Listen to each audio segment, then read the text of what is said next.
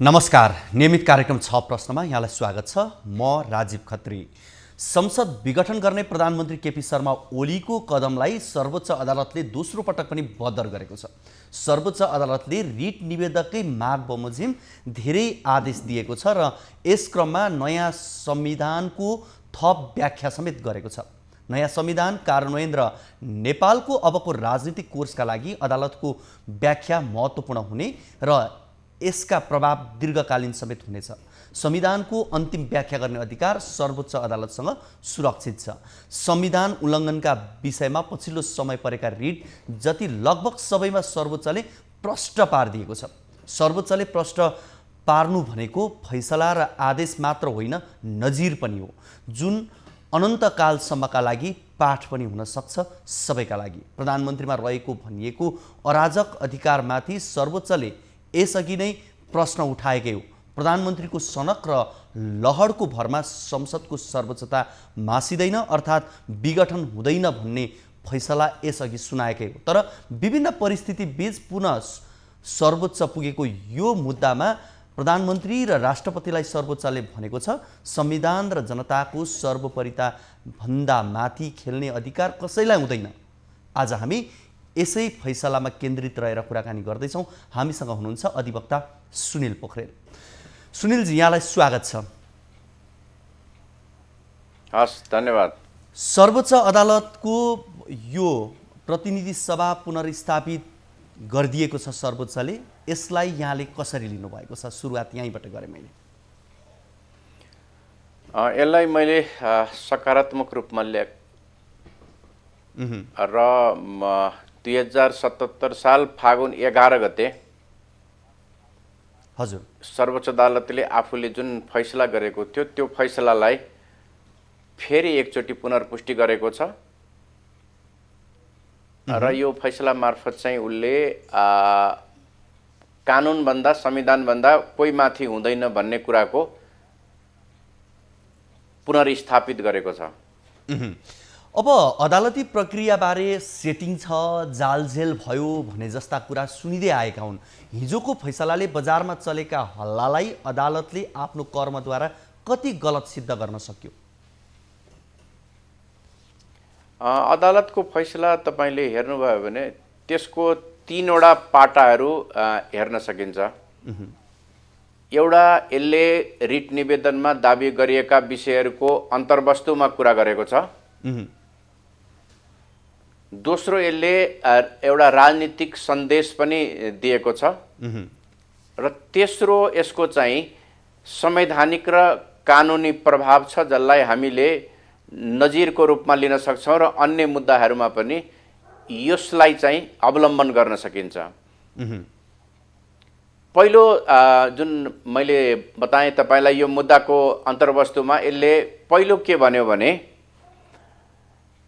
इजलास गठनका सम्बन्धमा जुन महाधिवक्ताले 2 जना न्यायाधीशहरूको बारेमा प्रश्न उठाउनु भएको थियो त्यो विषयलाई यसले सम्बोधन गर्यो र यस्तो मुद्दामा इजलासको गठनको प्रक्रिया के हुन्छ, अदालतमा मुद्दा आइसकेपछि अदालतले त्यो विषयलाई पन्छाउन मिल्छ कि मिल्दैन भन्ने कुराको सम्बोधन गर्यो।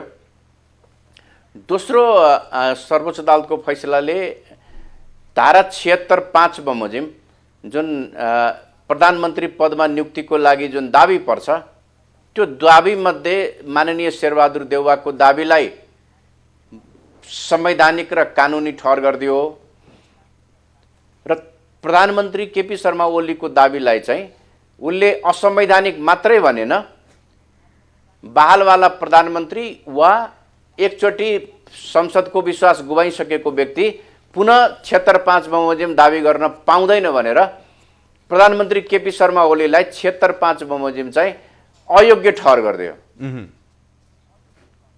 त तेस्रो विषय उसले के गर्यो भन्दाखेरि भने प्रतिनिधि सभाको पुनर्स्थापना गर्यो र त्यो पुनर्स्थापित प्रतिनिधि सभा भइसकेपछि दाबीकर्ता जसको दाबीलाई उसले भ्यालिड भन्यो त्यो माननीय शेरबहादुर देउवालाई चाहिँ 2078 साल असाढ 29 गते 5 बजे भित्र प्रधानमन्त्री नियुक्त गर भन्यो।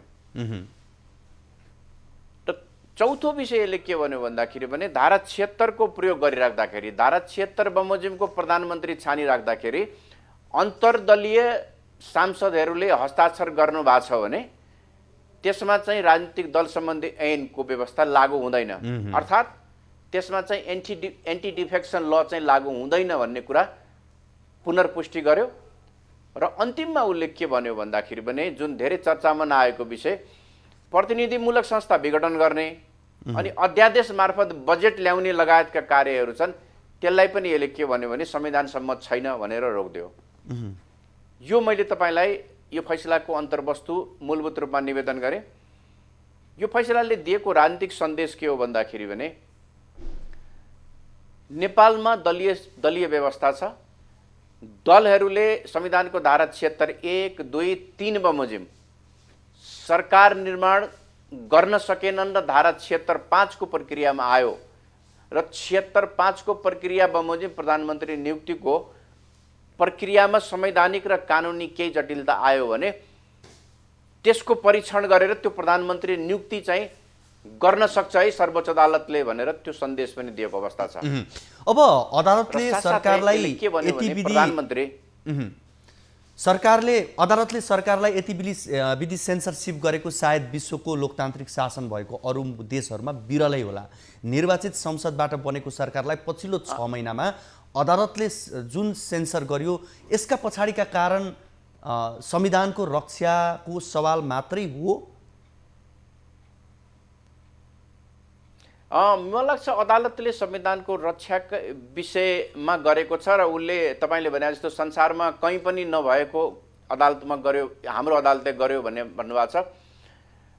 संसदीय लोकतन्त्र भएको संविधानको अथवा जुनसुकै देशमा भएको संविधानमा धारा 76 खालको सरकार, धारा 76 5 बमोजिम सरकार बन्ने जुन प्रक्रिया छ त्यो चाहिँ संविधानमा कहीँ पनि पाइँदैन। हामी कहाँको यो नौलो व्यवस्था हो। सो त्यसको प्रयोगको लागि चाहिँ सर्वोच्च अदालतले पहिलोचोटि व्याख्या गर्यो र यो व्याख्या मार्फत धारा 76 5 लाई जीवित राख्यो। यदि प्रतिनिधि सभाको विघटन हुन्थ्यो भने सम्भवतः धारा 76 5 चाहिँ मरेर जान्थ्यो। त्यसले गर्दा त्यो फैसला मार्फत जीवित राख्यो र सर्वोच्च अदालत चाहिँ हेर्नुहोस्, मैले देखेको सर्वोच्च अदालत चाहिँ आफ्नै ठाउँमा छ। यसको पक्ष र विपक्षमा विभाजित हुने मान्छेहरू चाहिँ आफ्नो पोजिसन चेन्ज गरेका छन्। म किन यो निवेदन गरिरहेको छु भने हिजोको फैसलालाई यदि राजनीतिक भनिन्छ अथवा राजनीतिक विषयमा अदालत प्रवेश गर्यो भनिन्छ भने त्यो कसले भनिरहेछ भन्दाखेरि भने जसले 2077 फागुन 23 गतेको फैसलालाई स्वागत गर्यो, अर्थात् नेकपा विभाजन गर्ने जुन सर्वोच्च अदालतको फैसला थियो त्यो फैसलालाई चाहिँ संवैधानिक भन्यो, कानुनी सर्वोच्च अदालतले राम्रो गर्यो भन्यो, जबकि त्यो मोर पोलिटिकल थियो।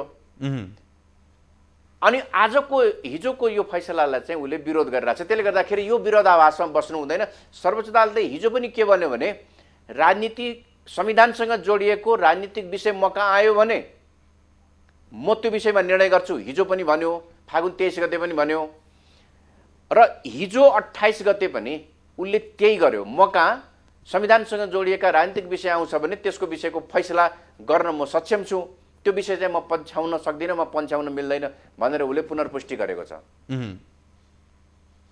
अब निवेदकको माग बमोजिम अदालतले जुन फैसला गर्यो, अब व्यक्तिको टाउको हेरेर गरेको हो कि उसका गतिविधि र निर्णय हेरेर गरेको हो भन्ने एउटा आशंका अहिले जुन देखियो या देखाउन खोजियो, जे होस् यसलाई कसरी निरूपण गर्ने? यसको यस्तो हो, धारा 76 5 को थोरै किन बन्यो धारा 76 5 भन्ने कुरामा जानुपर्छ। हेर्नुहोस्, संविधानमा धारा 76 5 राख्नुभन्दा अगाडि संविधान सभामा के छलफल भएको थियो भन्दाखेरि भने हिजो 47 सालको जस्तै प्रधानमन्त्रीले प्रतिनिधि सभाको विघटन गर्न पाउने, तर त्यो प्रतिनिधि सभाको विघटन भइसकेपछि 6 महिनाभित्र प्रतिनिधि सभाको निर्वाचन भएन भने त्यो प्रतिनिधि सभा स्वतः बिउतेर आउने भन्ने संविधानमा व्यवस्था गर्नको लागि प्रस्ताव गरिएको थियो। पछि संविधान सभाले के गर्यो भन्दाखेरि भने यो व्यवस्था चाहिँ नराखौँ, बरु व्यवस्थापिका के अरे प्रतिनिधि सभाका सांसदहरूलाई थप एउटा अवसर दिउँ सरकार निर्माणका लागि। त्यो भनेको चाहिँ धारा 76(5) राखौँ भनेर धारा 76(5) राखिएको अवस्था हो। त्यसले गर्दाखेरि धारा 76(5) न त निर्दलीय व्यवस्थाकोतिरको यात्रा हो, न त यसले दलहरूलाई मिनिमाइज गर्छ। खालि 76(5) को मकसद के हो भन्दाखेरि भने 1, 2, 3 बमोजिम चाहिँ दलहरूले अवसर प्राप्त गरे, त्यो दलहरूले आफूले प्रयोग गरेर सरकार बनाउने हो। तिमी 1, 2, 3 बमोजिमको सरकार बनाउन सकेनौ, त्यसले सरकार बनेकोले विश्वासको मत दिन सकेन भने प्रतिनिधि सभाका सदस्यहरू चाहिँ अब स्वतन्त्र छन् है आफ्नो सभा बचाउनको लागि र सरकार दिनको लागि। अहिले सर्वोच्च अदालतको फैसलाले धारा 76(5) को व्याख्या चाहिँ त्यही स्पिरिटमा गरेको छ। र त्यसलाई हामीले संविधानको त्यो नौलो प्रयोग जुन संसारको कुनै पनि संसदीय व्यवस्था भएको संविधानमा छैन, त्यसलाई चाहिँ अदालतले व्याख्या गरेर पुनर्पुष्टि गरिदिएको छ। मलाई लाग्छ यसलाई हामीले सकारात्मक रूपमा लिनुपर्छ र धारा 76(5) को प्रयोगको व्याख्याका लागि अब भोलिका दिनमा अरूले प्रयोग गर्दाखेरिको अवस्थामा यो फैसला चाहिँ ल्यान्डमार्क डिसिजनको रूपमा रहन्छ। सुनिलजी, 2047 सालको संविधानले राजालाई दिएको अधिकार अहिलेको संविधानले राष्ट्रपतिलाई नदिएको सर्वोच्चले प्रश्न पारेको देखिन्छ। यहाँ त्यति बेलाकै कुरा गरौँ जति बेला शाही आयोग खारिजी लगायतका फैसलामा राजाको काम पनि न्यायिक परीक्षण गरिएको भन्दै फैसलामा अहिलेको संविधानले त राष्ट्रपतिलाई राजाको जति अधिकार नै नभएको भनेर प्रश्न पारिदियो भनेर बुझ्दा कति सही कति गलत होइन? विवादै छैन। तपाईँले 3 वटा संविधान हेर्नुहोस्। धारा 47 हेर्दाखेरि धारा 47 के अरे सरी संविधान 2047 सालको संविधान हेर्दा त्यसको 2टा धारा हेर्नुपर्ने हुन्छ। एउटा धारा 27 जहाँ धारा 27 मा के व्यवस्था थियो भने यो संविधान र जनताको सर्वोत्तम हितका लागि राजाले यसको प्रयोग गर्न सक्नेछ भन्ने एउटा व्यवस्था थियो। अनि त्यतिखेरको संविधानको धारा 35 मा कार्यकारी अधिकार मन्त्री परिषद र श्री 5 मा रहनेछ भन्ने थियो। अर्थात् कार्यकारी अधिकार नै श्री 5 लाई कार्यकारी अधिकारमा श्री 5 ले मन्त्री परिषदसँग समान अधिकार बाँड्ने व्यवस्था थियो। त्यसको दुरुपयोग भयो। दुरुपयोग भइसकेपछि हामीले 63 सालको अन्तरिम संविधान बनाइराख्दाखेरि राष्ट्रपतिलाई राजा सरको त्यो अधिकार दिएनौँ, हटायौँ। तर त्यतिखेर पनि संविधानमा 1-2 वटा ग्रे एरिया चाहिँ हामीले राख्दियौँ। जस्तै अध्यादेश जारी गर्ने कुरामा राष्ट्रपति सन्तुष्ट भएमा के अरे सेनाको परिचालन के अरे नियन्त्रण लगायतको विषय अलिअलि राष्ट्रपतिलाई अधिकार दियौँ, जसका कारणले त्यतिखेरका राष्ट्रपतिले केही विषयहरू चाहिँ आफ्नो अनुकूल प्रयोग गरेका कारणले विवाद आयो। हामीले अहिलेको संविधान बनाइराख्दाखेरि हिजो राजालाई दिएको त्यो रेड एरिया पनि हटाइदियौँ। 63 को संविधान अन्तर्गतको राष्ट्रपतिलाई दिएको ग्रे एरिया पनि हटाइदियौँ। अहिलेका राष्ट्रपतिलाई हामीले कम्प्लिटली ग्रीन एरियामा राख्दियौँ। अर्थात् यो संविधानलाई राष्ट्रपतिबाट कुनै खतरा छैन र राष्ट्रपतिलाई पनि उहाँको जुन एउटा सम्मानित संस्था छ त्यसलाई चाहिँ कहीँबाट पनि दुरुपयोग गर्न सक्ने अवस्था हुँदैन भनेर संविधानमा हामीले प्रश्न के लेख्यौँ भने यो संविधानमा कुनै निकाय वा पदाधिकारीको सिफारिसमा गर्न भनी तोकिएकोमा बाहेक मन्त्री परिषदको सिफारिस बाहेक राष्ट्रपतिले अरू काम गर्न पाउँदैन भन्ने कुरा राखियो। तर पछिल्लो समय राष्ट्रपतिका जे गतिविधि जे खालका भए कार्यकारीले लगेको हरेक प्रस्तावलाई आँखा चिम्लेर संविधान विरुद्धको प्रस्तावलाई पनि जुन समर्थन गर्ने गरियो त्यसले राष्ट्रपति कार्यालयलाई राष्ट्रपति स्वयंलाई विवादमा ल्याएको अवस्था हो। हुन्छ सुनिलजी, हामी यो कुराकानीलाई निरन्तरता दिनेछौँ। यति बेला भने पालो भएको छ लाइफ बोय हात धुने ब्रेकको।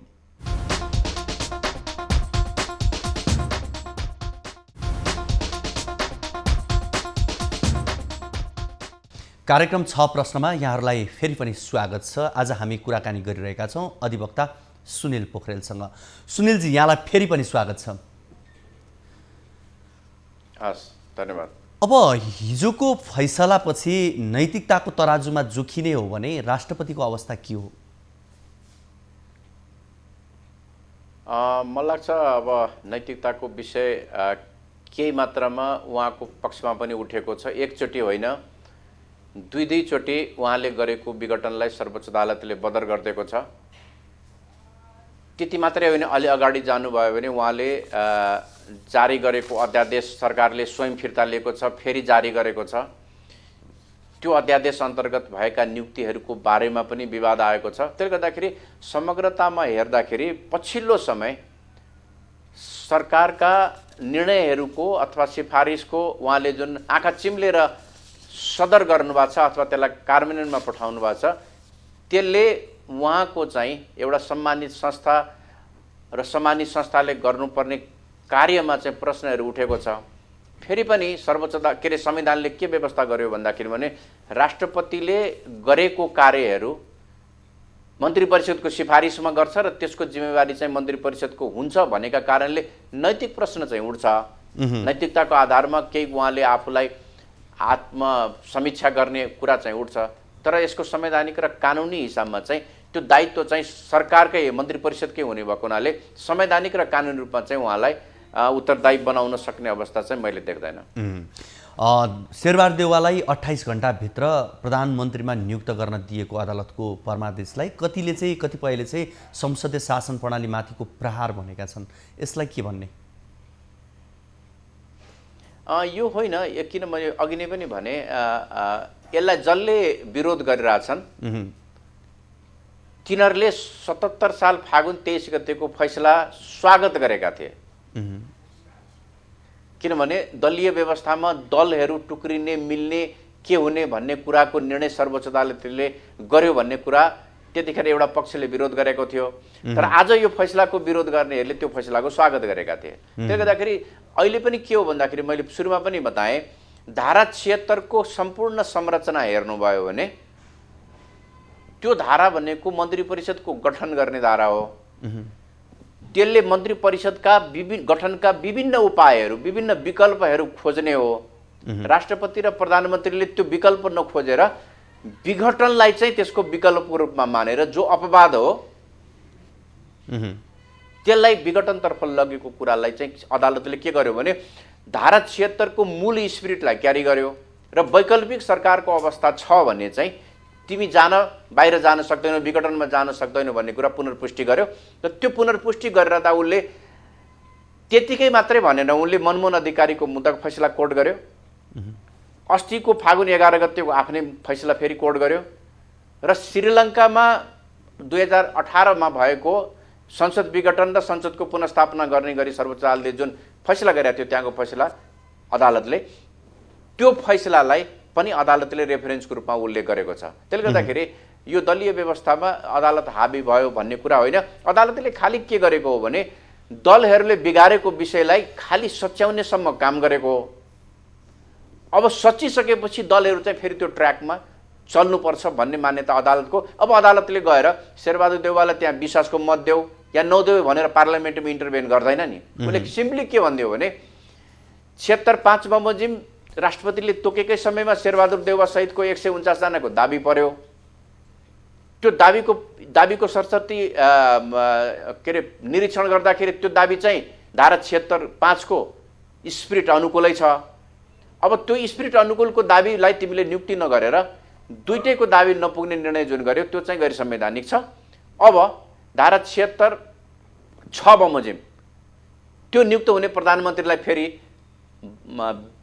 प्रतिनिधि सभाको विश्वासको मत लिन जानको लागि 30 दिनको समय दिएको अवस्था छ। त्यहाँ विश्वासको मत पाउने नपाउने विषय चाहिँ अब सर्वोच्च अदालतको सरकारको विषय हुँदैन। त्यो विषय भनेको फेरि राजनीतिक दलहरूकै पुग्छ।